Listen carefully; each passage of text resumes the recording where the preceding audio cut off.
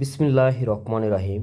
দেশ এবং প্রবাস থেকে যারা ভিডিওটি দেখছেন সবাইকে জানাচ্ছি প্রথমেই JKNHK স্কুল অ্যান্ড কলেজের পক্ষ থেকে সুস্বাগতম। এই ভিডিওটি বেশ অনেক আগেই মোবাইলে ধারণ করে রেখেছিলাম, সময় স্বল্পতার কারণে ভিডিওটি আপনাদের সাথে শেয়ার করা সম্ভব হয়নি। এখন একটু সময় পাইছি, যার কারণে কিন্তু ভিডিওটি আপনাদের সাথে শেয়ার করার চেষ্টা করে যাচ্ছি।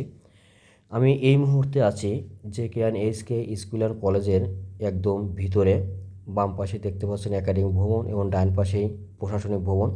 এই স্কুলের শুরু থেকে এখন পর্যন্ত যত ছাত্রছাত্রী পড়াশোনা করছেন সবারই অক্লান্ত পরিশ্রমে কিন্তু এই বিদ্যালয়টি শতবর্ষ উদযাপন করার জন্য তারা একটা উদ্যোগ নিয়েছে এবং সেটা কিন্তু বাস্তবায়ন করার জন্য তারা চেষ্টা চালিয়ে যাচ্ছে।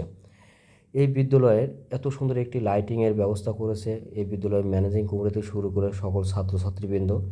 একটাই মাত্র কারণ, সারা বিশ্বের বাসীর কাছে এবং বিশ্ব দরবারে এই বিদ্যালয়টিকে তুলে ধরার জন্য তারা যথেষ্ট চেষ্টা চালিয়ে যাচ্ছে। তার প্রামাণ্য চিত্র কিন্তু এই লাইটিংয়ের অবস্থা দেখে কিন্তু অবশ্যই বুঝতে পারছেন। যারা ভিডিওটি দেখছেন অবশ্যই দেখতে পাচ্ছেন যে আসলে লাইটিংয়ের ক্ষেত্রে কোনো রকম কমতি আছে কি না, আমার কাছে তেমনটা মনে হচ্ছে না।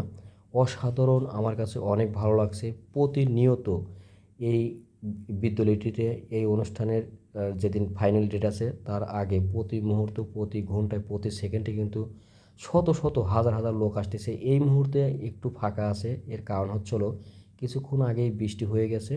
বৃষ্টি হওয়াতে একটু ফাঁকা, যার কারণে আমি কিন্তু ভিডিওটি শ্যুট করার জন্য আমার একটু সুবিধা হয়েছে। অনেক ছেলেরা হাসতেছে, খেলতেছে।